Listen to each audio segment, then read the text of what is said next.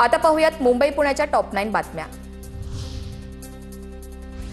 प्रभादेवीतील Elphinstone ब्रिजच्या पाडकामाला सुरुवात। या ठिकाणी MMRDAच्या माध्यमातून प्रभादेवी आणि परळला जोडणारा दुमजली पूल उभारण्यात येणार। हा दुमजली पूल कसा असणार याचे काही 3D फोटोज समोर।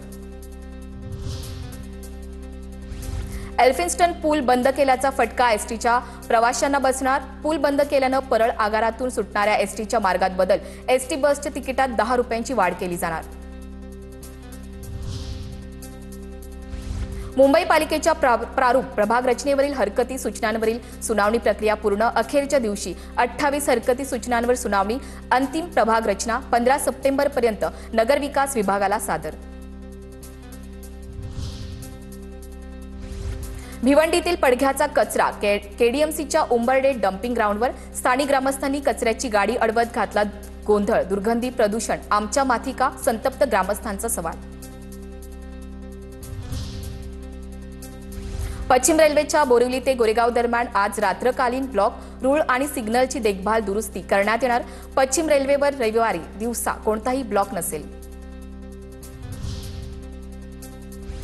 मुळा-मुठा नदीकाठच्या नगरातील पूरस्थिती टाळण्यासाठी महापालिकेची उपाययोजना। नदी पुनरुज्जीवनासाठी 369 कोटींच्या अंदाजपत्रकाला मंजुरी। महापालिकेकडून 300 कोटींचा प्रस्ताव राज्य सरकारकडे दाखल। पुण्यात प्रभाग रचनेवरील हरकतींची सुनावणी पूर्ण। एकूण 5922 हरकतींपैकी 828 जण सुनावणीला हजर। हरकतींचा अहवाल नगरविकास विभागाला सादर करणार। 3 ते 5 ऑक्टोबर दरम्यान अंतिम प्रभाग रचना प्रसिद्ध होणार।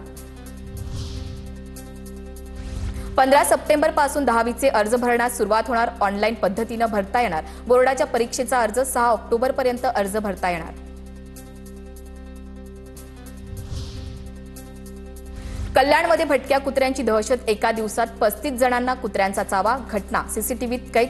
जखमींवर खासगी रुग्णालयात उपचार सुरू। भटक्या कुत्र्यांचा बंदोबस्त करण्याची मागणी।